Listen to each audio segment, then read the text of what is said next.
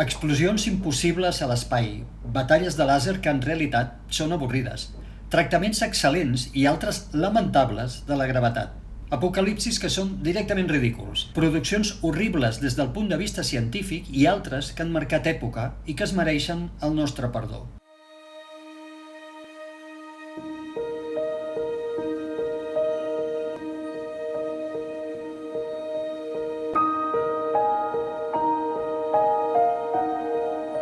Soc en Joan Anton Català, màster en astronomia i astrofísica, químic especialitzat en quàntica i divulgador científic.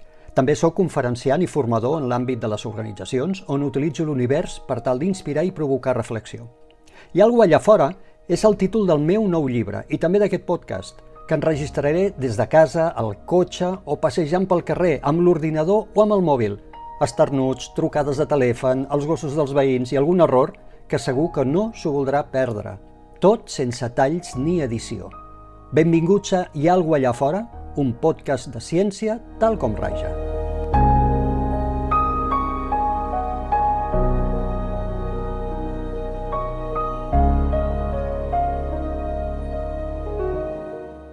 Episodi 19. Les pífies de les pel·lícules de ciència-ficció. Hola, benvinguts a un nou episodi del podcast Hi ha algú allà fora i avui el dedicarem a les pífies de pel·lícules de ciència-ficció. És un tema que m'heu demanat, més d'un me l'ha demanat, a més, és molt bonic, és dels que també acostumo a fer en algunes de les conferències, sobretot, atenció, quan vaig a escoles o instituts, aquest és un dels que més em demanen.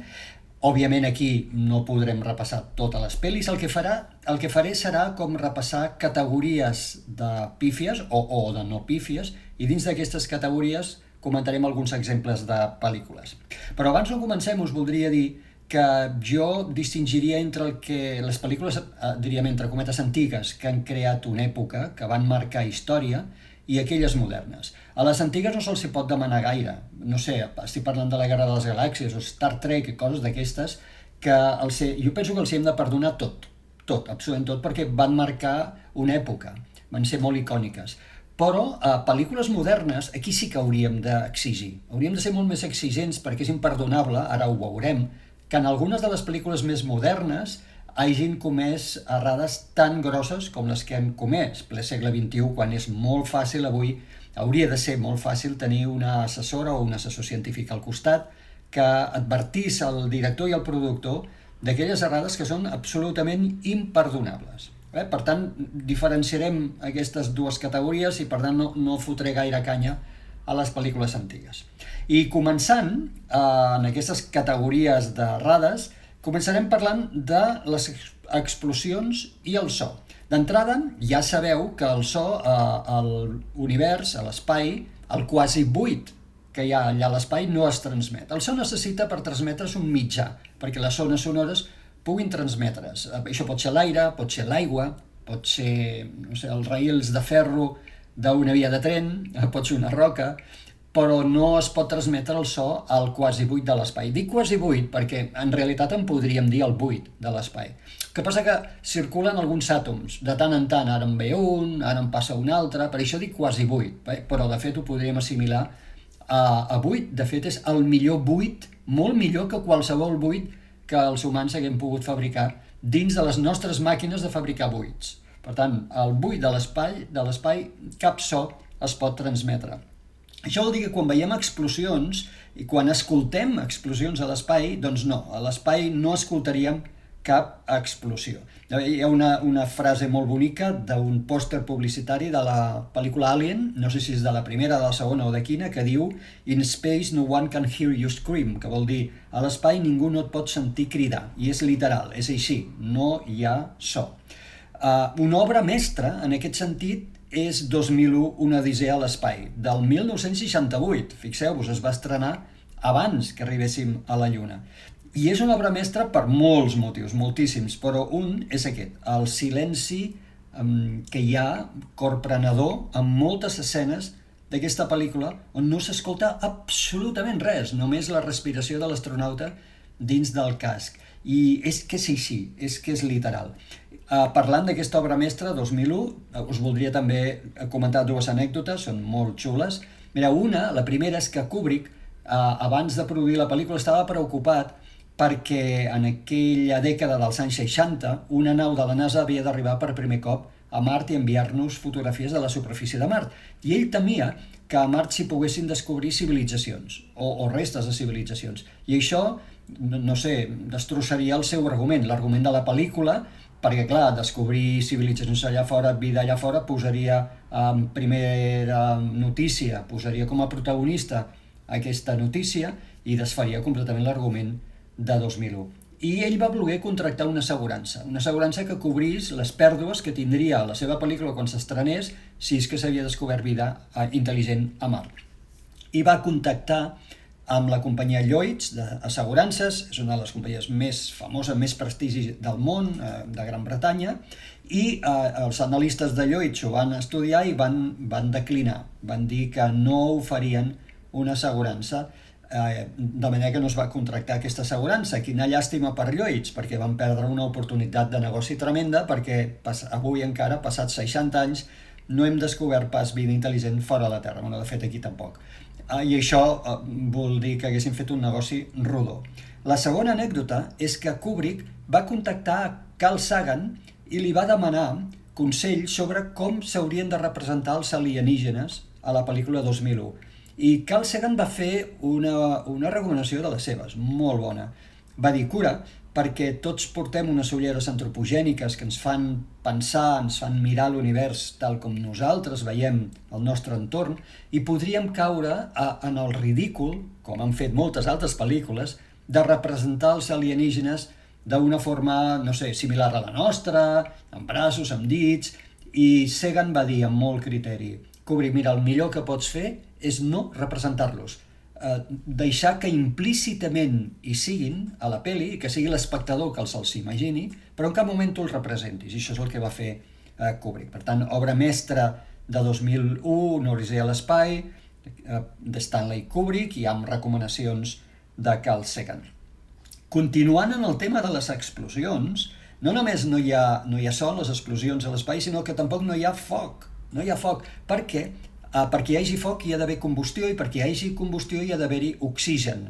I tornem-hi, allà fora, al buit de l'espai, no hi ha pas oxigen. En tot cas, el que podríem veure és un flash sobtat però superefímer, que seria la combustió en base a l'oxigen que hi ha dins de l'aire de la nau, en el moment en què la nau explota, però prou. Això s'apagaria de seguida i no hi hauria aquestes explosions tremendes que algunes pel·lícules de l'espai ens mostren, també aquestes pel·lícules històriques a les quals els hi perdonarem tot, però ja sabeu, una explosió a l'espai no veuria, ni escoltaríem el so, ni tampoc no veuríem el foc de cap explosió. I continuant amb aquest tema de les explosions, no només de les explosions, sinó de les batalles a l'espai, a les batalles de làser, que són molt xules, molt divertides, molt espectaculars, que s'han utilitzat moltíssim a les pel·lícules de ciència-ficció, doncs em sap molt greu desmuntar això perquè a l'espai no podríem veure cap feix de llum làser. Aquí a la Terra veiem el làser, veiem el feix de llum, perquè tal com circula la llum del làser escalfa, rebota, excita molècules de l'aire o il·lumina partícules de pols en suspensió. Però és que allà fora al buit de l'espai no hi ha ni partícules en suspensió, de pols en suspensió, ni tampoc no hi ha molècules a les quals excitar. De manera que la llum no la veuríem.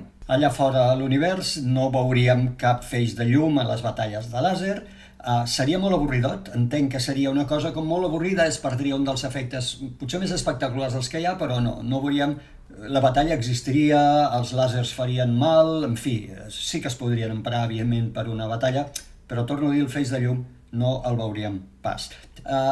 Deixarem passar aquests errors, sobretot el que us deia, per les pel·lícules antigues que van marcar època, i no escridassarem pas, com sí que farem, ara veureu, en altres pel·lícules, aquestes Star Trek o Guerres de les Galàxies o similars. L'altra categoria de coses que us volia parlar, on hi ha bastantes pífies i també hi ha coses molt ben fetes, que és el tractament de la gravetat, com algunes pel·lícules tracten la cosa de la gravetat. D'entrada, recordar que no existeix res que es digui ingravidesa. Quan veiem els astronautes flotar dins una nau que està en òrbita al voltant de la Terra, com l'Estació Espacial Internacional, no és que no hi hagi gravetat. Clar que hi ha gravetat allà dalt, perquè si no hi hagués gravetat, la nau simplement no orbitaria la Terra, s'escaparia lliurement, no hi hauria res que la lligués a girar al voltant de la Terra. De fet, els astronautes de l'Estació Espacial Internacional noten un 11% menys de gravetat que la que notem aquí, però tot i això continuen notant un 89% de la força de la gravetat. Per tant, clar que hi ha gravetat. Floten perquè no tenen pes, que és una cosa completament diferent. La sensació que tenen és la mateixa que tindríem caient pel forat d'un ascensor. Quan tu caus, clar que hi ha gravetat perquè la gravetat és justament el que fa caure, però no hi ha pes. Si tu posessis una balança als teus peus, aquesta balança marcaria exactament 0. I aquesta és la sensació que tenen els astronautes quan estan en òrbita de la Terra o en una òrbita solar, per exemple, en viatge cap a Mart.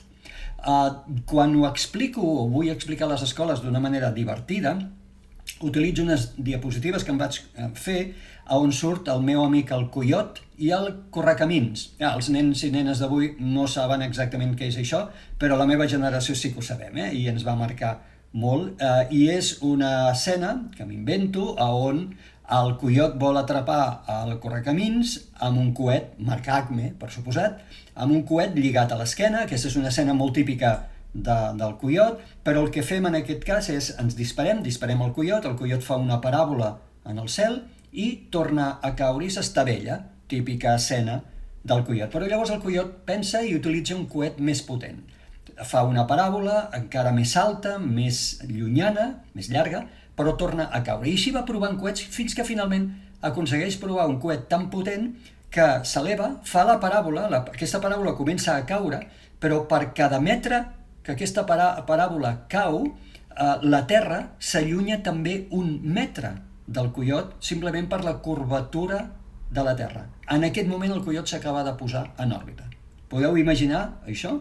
És a dir, dibuixem l'òrbita al voltant de la Terra on el coiot està donant toms i el que veurem és que en realitat està caient constantment, està fent una paràbola que el fa caure, però sempre que ell cau de manera constant, la Terra també s'allunya d'ell per la curvatura que té. Això ho va explicar un astronauta de la NASA, que no recordo qui era, però en una frase que deia com estar en òrbita és el mateix que caure constantment cap a la Terra i fallar.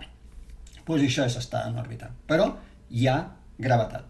De les pel·lícules que més bé han tractat la gravetat, Apolo 13. Això és una pel·lícula de l'any 1995, ja té una certa edat, amb el Tom Hanks molt jovenet, i és que per tractar la gravetat, les escenes dins de l'Apolo 13, dins de la nau, es van enregistrar dins d'un avió que té la NASA, abans el tenia la NASA, que es deia l'avió del vòmit, per raons que ara entendreu, que era on s'entrenaven els astronautes. És un avió que anava buit per dins, el que feia era elevar-se i deixar-se caure. En una paràbola cap avall es deixava caure i durant aquells minuts de caiguda els astronautes o la gent que ocupava l'avió tenia aquesta sensació de manca de pes, flotava dins de la nau, l'avió arribava a la part baixa de la paràbola i tornava a pujar. En aquell moment els astronautes, els tripulants es clavaven completament contra el terra fins tornar a fer una altra paràbola i així anava repetint i es generaven minuts de situació de manca de pes. Ara ja enteneu per què es deia l'avió del vòmit. Aquest és un avió que només tenia la NASA, però ara ja existeixen diferents avions que ho fan i si tens pasta, com a turista, com a experiència, pots tenir aquesta activitat, pots fer aquesta activitat de què faràs aquestes paràboles i notaràs aquesta sensació de pes. Doncs, les escenes de l'espai es van enregistrar dins d'aquest avió en Apolo 13. Això vol dir els actors, el director, els càmeres, i de fet podeu trobar per YouTube, són escenes gratuïtes, com es van entrenar, són escenes molt divertides, com es van entrenar els actors com l'equip de realització i els càmeres es trobaven dins d'aquest avió en situació flotant, en situació de manca de pes, mentre enregistraven aquestes imatges i per això són tan bones.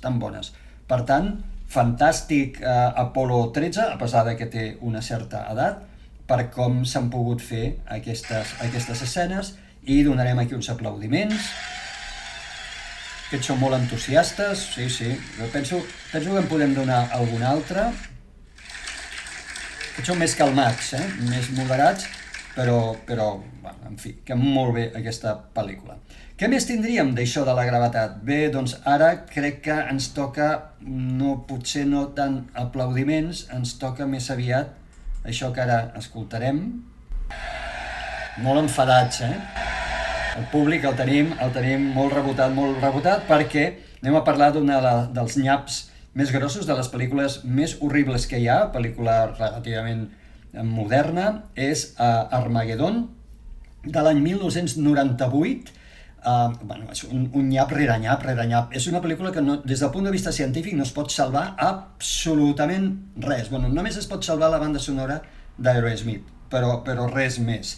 D'entrada, això és una pel·lícula que recordeu que ens volem protegir d'un cometa que està arribant contra la Terra i s'hi envia un equip de perforació perquè perforin i instal·lin una arma nuclear que destrossi el cometa.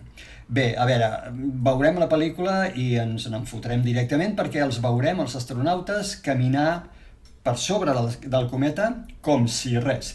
A veure, mireu, a la Lluna, quan veiem les imatges dels astronautes dels Apollo quan hi van anar, veiem que tenen moviments bastant matossers. La Lluna té una sisena part de la gravetat de la Terra. Per tant, en una sisena part ja els moviments són molt complicats. Però és que un cometa té una gravetat ridículament petita. O sigui, no podríem ni donar un pas. A la que aixequéssim el peu per donar un pas, aquest impuls que faríem ens llançaria a l'espai, sortiríem a l'espai per no tornar mai més en aquest cometa. També ens ensenya la pel·lícula Armageddon vehicles amb rodes. Seria impossible també, no podríem fer girar una roda en un cometa, perquè a la que intentéssim fer girar la roda, aquest impuls, aquesta fricció que hi hauria contra el terra per donar l'impuls de que la roda girés, ejectaria la nau cap a l'espai. Per tant, és impossible, totalment impossible, cap de les coses que es veuen a Armageddon. A més, us haig de dir que l'argument és ridícul, perquè agafen especialistes en perforació i els s'entrenen per ser astronautes i anar a l'espai i perforar un cometa. No hagués estat més simple agafar astronautes i entrenar-los per perforar, ensenyar-los com perforar. És que ja cau tot, en fi, és una pel·lícula que no hi ha per on salvar-la. Perdoneu un moment, perquè crec que hem de tornar a fer el que...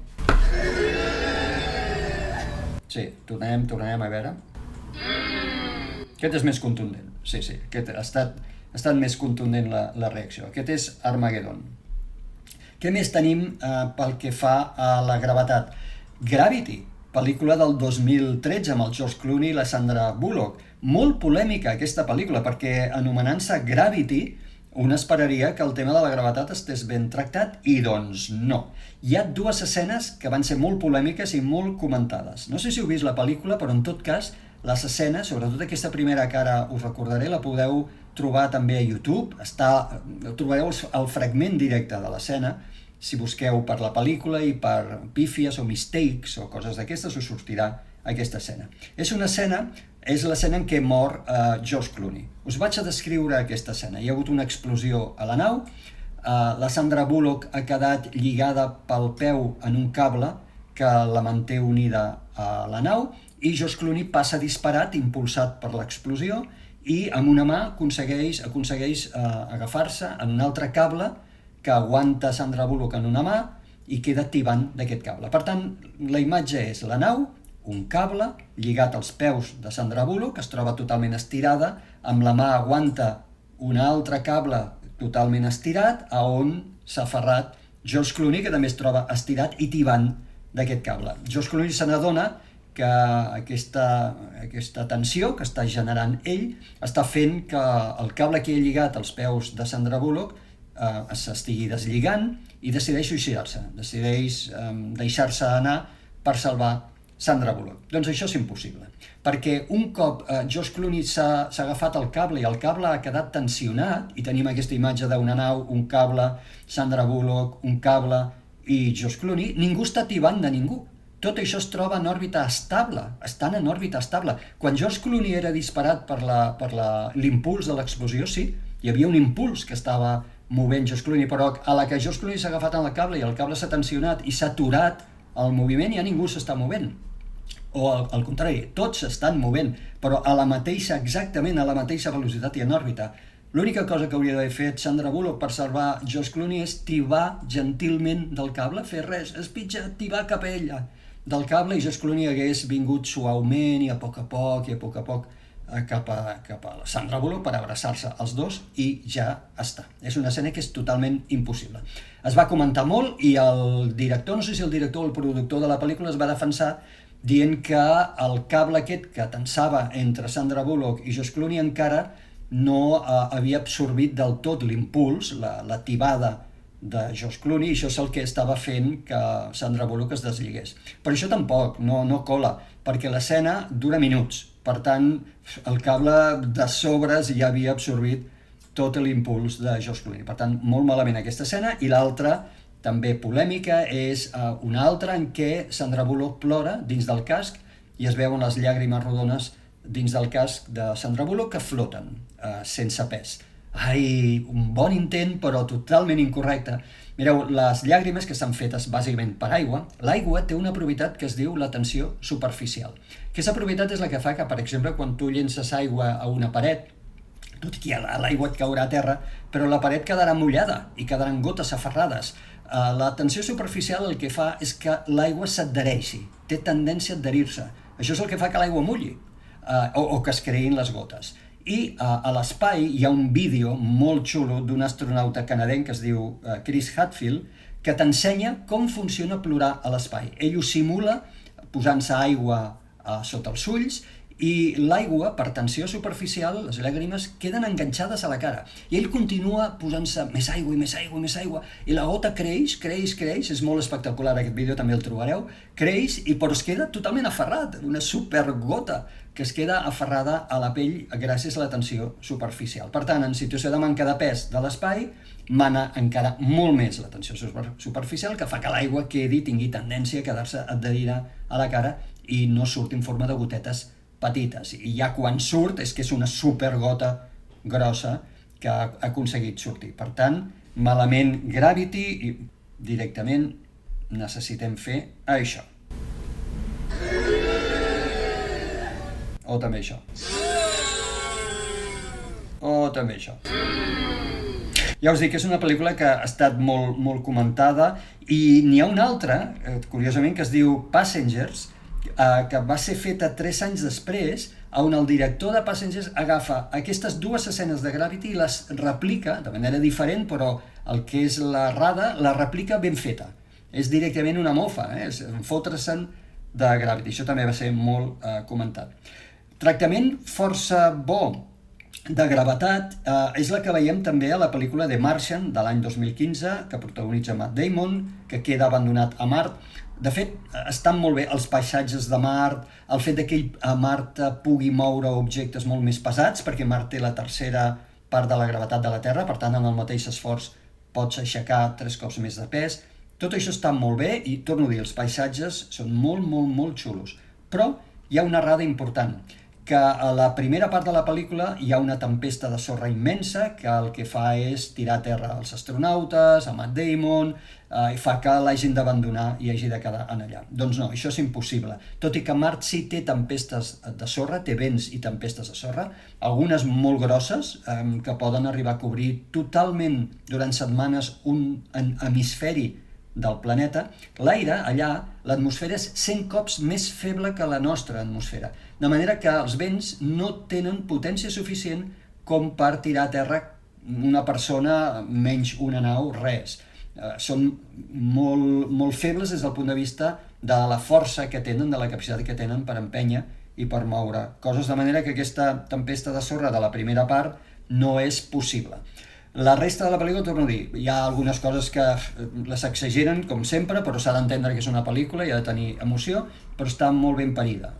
Els paisatges, el tema del pes, el tema que es pugui conreuar dins d'un hivernacle, tot això té versemblança científica i té una base que està força bé. Aquesta ni l'aplaudirem ni tampoc l'escridassarem. La podríem aplaudir, però com que hi ha aquesta errada primera de la tempesta, doncs ho deixarem així. Aquí sí que hem d'aplaudir, i molt, és Interestelar, pel·lícula de l'any 2014, que ja en vam parlar. De fet, en aquest podcast li vam dedicar un episodi complet a la pel·lícula. No donarem gaires detalls, només farem això.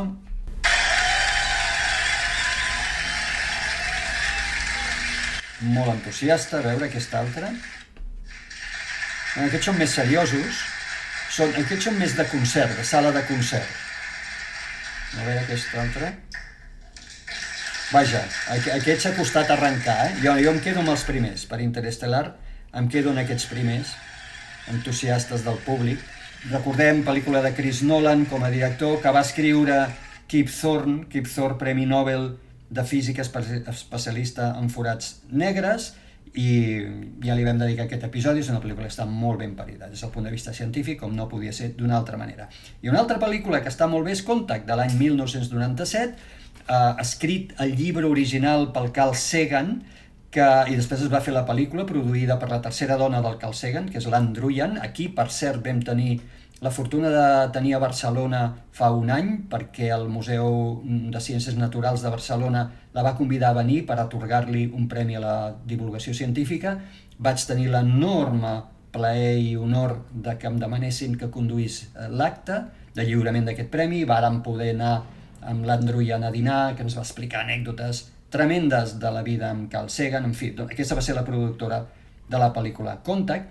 Hi ha una anècdota que quan Carl Sagan va escriure Contact, va enviar el seu manuscrit, l'esborrany, a Kip Thorne. Kip Thorne, el que havíem comentat d'Interestelar, eren amics, i li va demanar consell. I Kip Thorne s'ho va mirar i el va recomanar a Carl Sagan que canviés, dins de l'argument, que canviés el forat negre per un túnel de Cook. És a dir, la cosa és que Jodie Foster, la protagonista, segons el guió original de Carl Sagan, entrava dins un forat negre per viatjar a través d'un forat negre. Kip Thorne va dir, no, canvia això seria impossible, utilitza un túnel de Cook, que és el mateix que ell utilitzarà per Interestelar, que és una entitat que no sabem si existeix a la natura, però la relativitat general, en principi, en teoria, permetria que existissin. Kip Thorne dubta de que fins i tot poguessin ser travessables, però ell a Interestelar troba una manera de justificar que puguin ser travessables i li recomana a Carl Sagan que faci el mateix, sense entrar en tants detalls, però que utilitzi un túnel de Cook. La pel·lícula Contact, per tant, té una base científica molt bona. També l'encerta moltíssim en pensar que el llenguatge amb el que ens entendríem amb els alienígenes, si mai rebéssim un missatge, seria el llenguatge de les matemàtiques, que és l'únic llenguatge que tots podem entendre a l'univers, l'únic llenguatge universal. Per tant, molt bé Carl Sagan, molt bé Contact.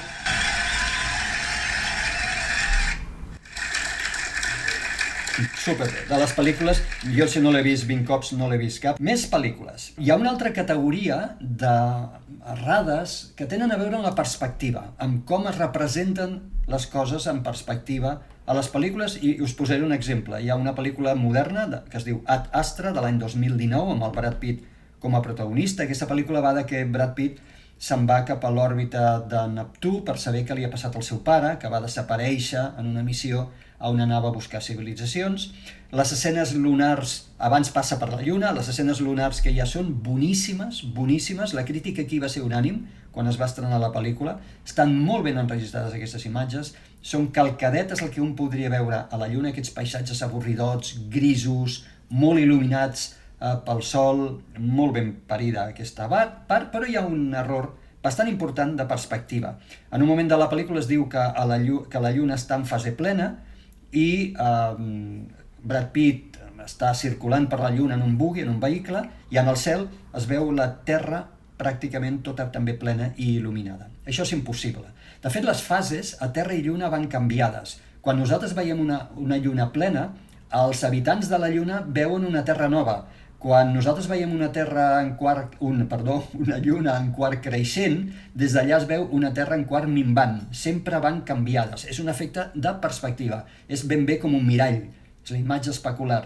Per tant, si la Lluna estava plena, la Terra no podia estar plena. La Terra havia d'estar nova i, per tant, en el cel de la Lluna la Terra havia d'aparèixer pràcticament sense il·luminació. Es podria reconèixer probablement, però sense estar pràcticament il·luminada. Això ho va acceptar el productor de la pel·lícula quan se li va comentar, però va dir que el seu assessor científic ja l'havia advertit del tema, però que tot i això ell havia deixat passar-ho perquè volia aquesta escena. Necessitava que es veiés la Terra il·luminada per generar una emoció, un impacte visual, emotiu. I és cert, a veure, no crec que hi ha poques coses tan emotives com veure la Terra des de fora, no? Tota il·luminada. Bé, seria d'aquells errors que serien acceptables des del punt de vista d'un director que sap que està cometent l'error, però tot això decideix cometre'l i tampoc és un error, un pecat mortal. Per tant, Ad Astra de l'any 2019, no l'escridassarem, tampoc l'aplaudirem, però que sapigueu que hi ha aquesta coseta. Entrem ara a la categoria, no podia faltar aquesta categoria de pel·lícules apocalíptiques, amb lo morbosos que som els humans, com ens agraden aquestes pel·lícules. I n'hi ha una que es titula 2012, que es va estrenar l'any 2009 i que va de la predicció que havien fet els maies de que el món s'acabava l'any 2012.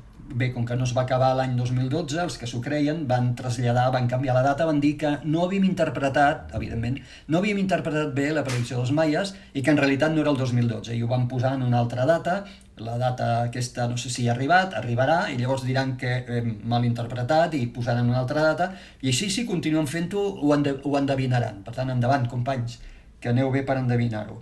Total, que la pel·lícula 2012 es basa en què hi ha la tira de catàstrofes a la Terra provocades perquè els neutrins escalfen l'interior de la Terra, segons s'explica a la pel·lícula. Doncs no, això és impossible. Els neutrins no poden escalfar l'interior de la Terra, simplement perquè els neutrins els anomenem les partícules fantasma. Els dedicarem un capítol perquè són partícules fascinants. Es diuen fantasma perquè travessen la matèria com si res, no interactuen apenes amb els àtoms. En aquest mateix moment que jo estic enregistrant el podcast, i en el moment en què vosaltres l'esteu escoltant, trilions de neutrins ens estan travessen el nostre cos, provinents del Sol i de l'espai, travessen completament el nostre cos, travessen la Terra, surten pels nostres peus, travessen el planeta, tot el planeta, sense xocar contra res, surten per l'altre costat i continuen el seu viatge a Terra a través de l'univers sense interaccionar amb cap àtom. Quan dic xocar no és realment un xoc. En partícules no existeix el xoc tal com nosaltres l'entendríem, dos boletes que xoquen, sinó que és interacció. Però a efectes pràctics és com si fos un xoc. Doncs els neutrins travessen la matèria, travessen els àtoms, demostrant-nos que en realitat els àtoms estan fets d'espai buit, que estan buits. Doncs el problema el tenim per detectar neutrins. De fet, els detectors de neutrins que tenim, clar, són travessats pels neutrins i no deixen senyal, no deixen cap marca. I això fa que sigui supercomplex de detectar neutrins. Ja en parlarem algun dia. Però en qualsevol cas, com que no interaccionen amb la matèria, en cap cas poden escalfar res, perquè per escalfar res tu has de xocar o has d'interaccionar, has de transferir l'energia que portes a una altra partícula, i això els neutrins no ho fan, per tant no, els neutrins no poden escalfar de cap manera l'interior de la Terra. Sí, o també, més contundent, sí, mira que us podríeu haver inventat qualsevol altra partícula i hagués colat. Us podríeu haver inventat una partícula nova, explicant que la física encara no l'havia descobert. Però no, els neutrins això no ho poden fer. Una altra pel·lícula és The Day After Tomorrow, que vol dir el dia de demà o el dia després, que és de l'any 2004, que va d'un canvi climàtic catastròfic a la Terra. De fet, la pel·lícula marca o dibuixa un canvi climàtic que es genera en qüestió de dies. No, això és impossible. Els canvis climàtics, afortunadament, per altra banda, es desenvolupen al llarg de centenars, si no milers d'anys. Van arribant a poc, que és de fet el que estem veient una mica, no? Amb l'emergència climàtica que estem causant. Després hi ha en aquesta pel·lícula un tractament fatal de la temperatura, molt dolent. Per exemple, hi ha un moment en què hi ha una gran tempesta, imagineu-vos un huracà, amb un ull de l'huracà. L'ull de l'huracà és aquesta part que haureu vist a les fotografies central, que està lliure de núvols. I la pel·lícula diu que l'aire molt fred baixa per aquest ull de l'huracà, que toca a terra i que congela qualsevol cosa que està en contacte. Per exemple, les persones queden immediatament congelades. A part que això és impossible, que res quedi immediatament congelat, instantàniament. D'entrada, dir-vos que els ulls de les tempestes tenen pressions més baixes, de manera que, en tot cas, si l'aire hagués de fer alguna cosa, hauria de pujar, no pas baixar. Però després, la gran errada, ridícula, de fet, és que diuen que la temperatura baixa a raó de 10 graus per segon. Això és impossible, però a més és hilarant, és ridícul, perquè això voldria dir que en unes desenes de segons, en aquest ritme de baixada, s'arribaria al zero absolut, que això són menys 273,15 graus. Això és el zero absolut, no hi pot haver temperatura inferior. Un altre dia ja parlarem també del que és la temperatura, però aquesta és la mínima temperatura que hi pot haver a l'univers. No hi pot haver una temperatura inferior que menys 273,15 per raons físiques i, clar, en una baixada a raó de 10 graus per segon, en no res, s'arribaria a aquest valor del zero absolut, una cosa ridícula i totalment impossible.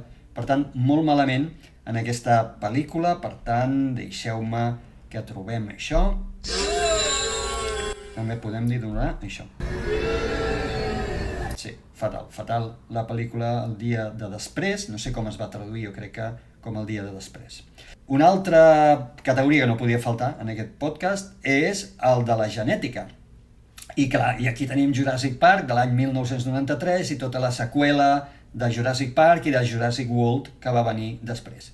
Aquí podríem fer allò de... Bé, han estat pel·lícules que han marcat època, sobretot les primeres de Jurassic Park, i hauríem de perdonar. I jo penso que sí, que a l'Steven Spielberg l'hem de perdonar molt perquè va crear tot un gènere nou de pel·lícula i una saga molt, molt xula. Tot i això anem a comentar les errades que hi ha. La primera és que ja és de base. És totalment impossible recuperar el genoma, l'ADN d'espècies extingides fa milions d'anys. Malauradament, perquè ja ens agradaria que això no fos així, l'ADN no perdura més enllà d'unes desenes de milers d'anys, fora d'una cèl·lula o en una cèl·lula morta. Ja ens agradaria que això no passés perquè voldria dir que podríem recuperar i estudiar i analitzar genomes, ADNs, d'espècies molt antigues, perquè podríem recuperar aquest ADN, però no, aquest ADN es malmet i es fragmenta i no és possible recuperar-lo intacte. Hi ha hagut darrerament un anunci molt espectacular que va ocupar titulars de notícies sobre la recuperació del llop gegant. És aquest llop que surt a Jocs de Trons. Es deia que s'havia recuperat una espècie ja extingida. Aquesta espècie del llop gegant s'havia extingit, crec recordar, fa uns 50.000 anys. Però en realitat no ha estat això. El que hem fet ha estat manipular genèticament, que té mèrit, però manipular genèticament el genoma, els gens de llops actuals per situar en alguns d'aquests gens recuperats de restes de llop gegant, sobretot els gens que tenen a veure amb quines són les característiques morfològiques, com és l'aspecte dels llops. No es va poder recuperar tot el genoma, tot l'ADN, per tant, dels llops gegants. El que es va fer recuperar algunes parts d'aquest ADN, molt poques, i d'aquestes es va veure quines tenien a veure en què sortís el pèl blanc, de que la mida del llop fos molt grossa, i aquestes es van, per entendre'ns, insertar dins del genoma de llops actuals. Per tant, s'ha modificat el genoma del llop existent avui perquè s'assembli en característica al llop extingit, i si s'han aconseguit 2 o 3 cadells que tenen, sí, aspecte de llop gegant, però en cap cas s'ha recuperat una espècie. Són llops actuals, són de les espècies de llops que hi ha actuals, modificats genèticament. Per tant, els dinosaures, extingits fa més de 66 milions d'anys, el seu ADN ja és que no es pot ni trobar. No es pot ni trobar, mai podríem recuperar res d'aquest ADN per fer cap retorn a la vida d'aquestes espècies ja desaparegudes. Després hi ha un altre error bastant important de base, que és que s'inventen que la lisina, que és un aminoàcid essencial, això és cert, és un aminoàcid que els animals hem d'ingerir, no el podem fabricar, l'hem d'ingerir i és essencial, és bàsic per la vida, el necessitem per fabricar proteïnes, igual que altres 19 aminoàcids essencials. Doncs la pel·lícula empra l'argument que s'ha modificat genèticament els dinosaures perquè no puguin fabricar dins del seu cos lisina, per tant se'ls hagi de donar com un suplement a l'aliment, i això farà que els dinosaures no es puguin escapar de l'illa perquè si se'ls deix de donar lisina doncs no poden sobreviure. Bueno, això és fals per dues bandes. Primera, ja us he dit que cap animal pot fabricar lisina. Cap. Per tant, no calia modificar genèticament els dinosaures perquè directament no podíem fabricar lisina. Però la part important és que la lisina es troba a qualsevol dels aliments, pràcticament a qualsevol dels aliments naturals.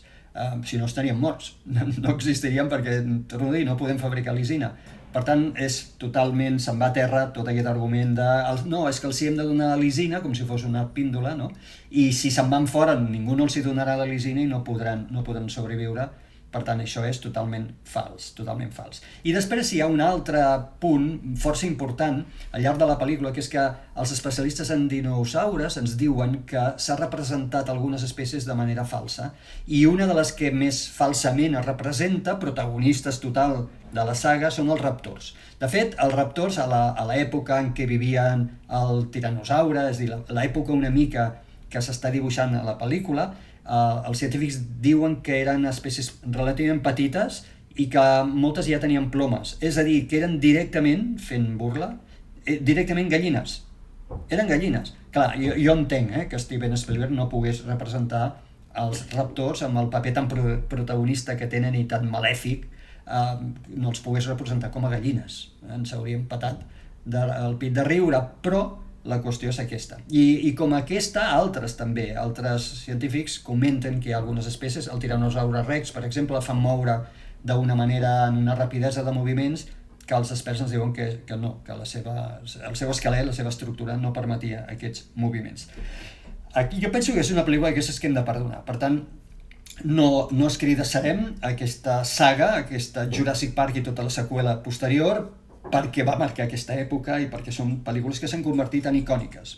Per acabar, voldria fer una reflexió, un parell de reflexions. La primera és que m'agradaria dir-los als directors de cinema i als productors de cinema que avui, ple segle XXI, no han de tolerar, perquè si juguen la credibilitat també ells, no han de tolerar algunes de les pífies que s'estan fent. S'ha de contractar, i moltes ja ho fan, un assessor o un assessor científic, però no només contractar-lo, fer-li cas. I si alguna de les coses que ens diu no ens agraden, per exemple, no, aquesta escena no és possible, i el director vol que aquella escena sigui possible, doncs que faci el mateix que va fer Christopher Nolan en Kip Thorne per Interstellar, dir-li al seu assessor, escolta'm, fes-me possible aquesta escena, mira de quina manera podria tenir una certa base científica que pogués justificar aquesta escena, troba'm la manera de fer-la. I això Interstellar ha demostrat que és possible fer-ho, però no simplement a la calla't, no? Perquè jo vull aquesta escena i sí o sí la farem, perquè s'estan jugant la credibilitat i a més poden tirar pel terra una pel·lícula que pot ser molt bona des del punt de vista de l'argument o dels efectes especials, però que hi hagi una crítica ferotge des del punt de vista que és una pel·lícula que en realitat és absolutament impossible o que falla per la base. La segona reflexió és que voldria encoratjar-vos a que gaudíssiu de les pel·lícules de ciència-ficció. A mi m'agraden, deixen anar la imaginació, però quan dic que gaudiu és perquè eviteu fer el que jo no puc evitar fer. Jo quan les veig, sobretot el primer cop que les veig, estic tan pendent d'analitzar les escenes, no vull dir de trobar les pífies, que també, però jo no vaig a trobar les pífies, però vaig a analitzar les escenes. Penso, i aquesta escena és possible? I com seria possible? Que no acabo gaudint mai de la primera visualització de les pel·lícules de ciència-ficció. Ja la segona o el tercer cop que les veig ja em deixo anar més, m'allibero. Jo penso que ens hem d'alliberar. Després ja reflexionarem quan recordem la pel·lícula, o parlem amb els amics, o mirem, no sé, internet, ja veurem tot això, però penso que són pel·lícules que paga la pena gaudir si ens podem abair una mica de tota aquesta cosa d'estar pendents de les pifes. Així que desitjo això, que gaudiu molt d'aquestes pel·lícules de ciència-ficció. I ja està, per aquí ho deixaríem, no hem pogut repassar, com ja us havia advertit, totes les pel·lícules, però hem fet unes grans categories d'errors i aquí ho deixaríem, esperant que us hagi agradat, com sempre, aquest episodi i que ens puguem retrobar a l'episodi següent. Adeu, cuideu-vos!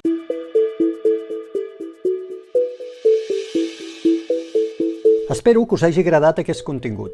Si és així, us demano que el compartiu i m'ajudeu a difondre'l. Si voleu més detall sobre les temàtiques tractades, podeu consultar alguns dels meus llibres o els continguts que genero amb els mitjans de comunicació amb què col·laboro. I recordeu que em podeu fer arribar peticions de nous temes a través de les xarxes socials. El meu perfil, tant a X com a Instagram, és @estelsplanetes. Moltes gràcies per escoltar-me i us espero en el pròxim episodi del podcast Tal com Raija, Hi ha algú allà fora?